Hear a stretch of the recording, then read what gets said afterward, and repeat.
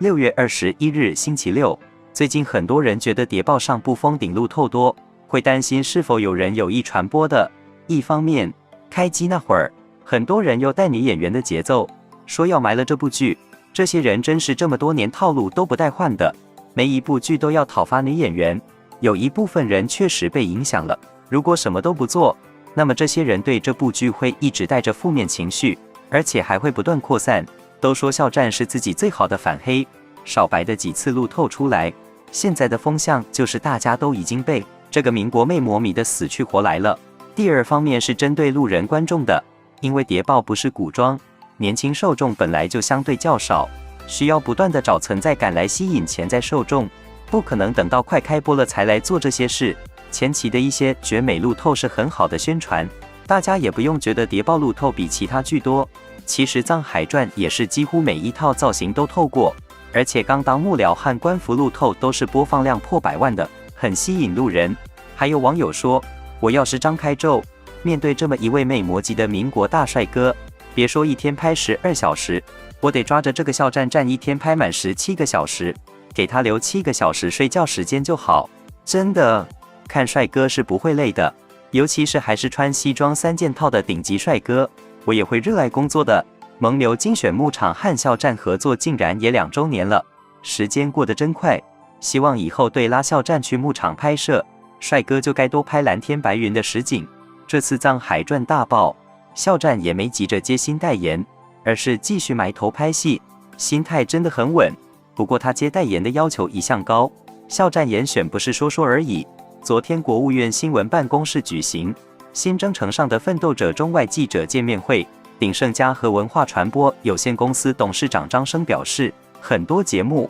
剧集在播出过程中，短视频切片在各大网络平台上推送，极大地拓展了传播的范围。他特意举例《藏海传》在播出的时候，有很多的视频切片内容，这些短视频在各大网站和各大平台迅速传播，获得了海量用户，形成了短视频为长剧引流的转化。这些短视频的2度创作，更加促进了观众的深度参与，形成了社交传播效应，又一次给这部剧带来了热度的提升。前几天《藏海传》在国台办的新闻发布会上也被郑重点名，引发海峡两岸文化同宗同源的讨论，在台湾掀起考据中华传统文化热潮，被岛内媒体称为年度现象级陆剧。截止目前，《藏海传》已获包括人民日报、央视新闻、国台办等累计137家权威官媒详细报道，矩阵宣发，牌面惊人。从权威官媒到国台办到国务院，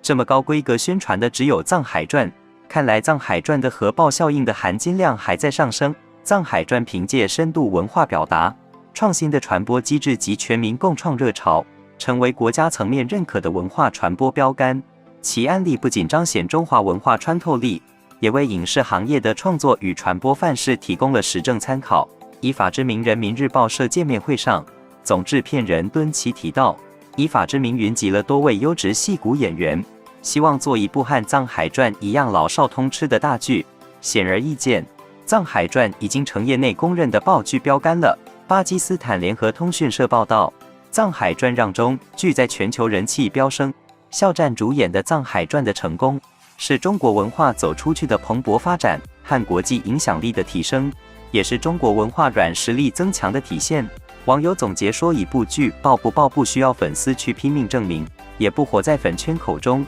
观众体感最清楚，平台自己最清楚，业内最清楚。很明显，《藏海传》现在已经做到了老少通吃，国剧之光，最强陆剧，必看陆剧，文化符号，全民追剧，现象级全球大爆剧《藏海传》已经成为经典。有网友说，《藏海传》被国家官媒艾特成为家常便饭，网络上下的热议更是居高不下，绵延不绝，不断推陈出新，宛如挖掘不尽的宝藏。而爆剧带来的直接影响就是全组资源飞升，尤其是肖战，置顶资源怕是要打开内娱天花板。虽然某些人还不承认肖战爆剧，但不过是死鸭子嘴硬，改变不了什么。《藏海传》这部大爆剧直接体现就是反哺就做。音乐专辑我们爆卖500多万，登上周榜冠军，把现货买成了发货遥远的预售。我们的歌又被看成了平台综艺第1名，新粉考古的实力与购买力杠杠的。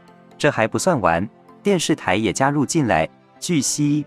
梦中的那片海6月20日宁夏卫视黄金档重播，《藏海传》下周4东方卫视下午档新一轮开播，《骄阳伴我》下周5央视1晚间档开播新一轮。肖战3剧多台齐播的盛景，这是要霸屏的节奏啊！不得不说，电视台也是顺应民意，满足广大观众对肖战作品的喜爱。当然，也是肖战出品皆是精品，才有的底气收回资源飞升。对于已经资源置顶的肖战来说，恐怕只有你想不到的层面与自由。商务是只有想不想接、续不续约的事，主动权在握，不是甲方胜似甲方。影视资源在合作了许可、郑晓龙之后，在《藏海传》爆剧之后，内娱最优秀的团队都会竞相与肖战合作，没有不可以的事，只有合不合适的事。甚至因肖战的扛剧能力与爆剧能力，投资方会围绕肖战立项，彻底改变先有项目后找演员的常规操作。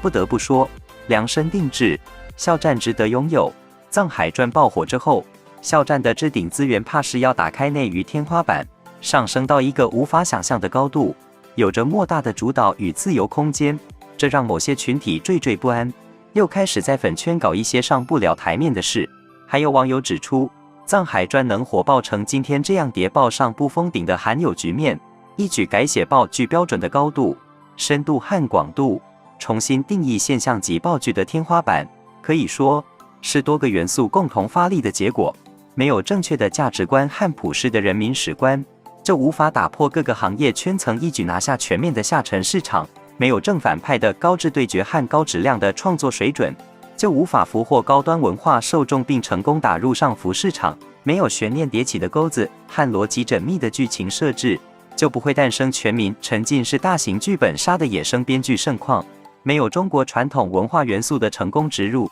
以及同宗同源的中华民族情感浸润，就无法触及并唤醒广大港澳台同胞的情感共鸣；没有独特的东方美学全面焕发国剧之光，就无法成为耀眼的中国文化名片征服西方世界。但最重要的是，倘若没有选择肖战来主演《藏海》，以自身人格魅力赋予角色更丰富、更鲜活的灵魂与血肉，以精湛细腻的灵动演绎超水平完成角色的2次创作，以强悍稳健的气场把控住了所有的对手戏和重场戏，以炉火纯青的业务能力 hold 住了近90%之多的戏份，以首屈一指的商业价值号召力实现强劲的吸金效应，以及以自身独一无二的个人大 IP 价值、国际影响力助推剧集在全球市场所向披靡，就没有今日主流官方和民间大众双爆，艺术口碑和商业价值合爆，上浮领域和下沉市场齐爆，以及海内外全球同步爆火的罕见盛景。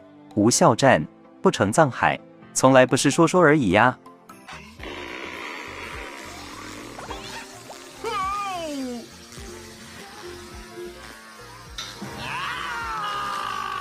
快乐就是，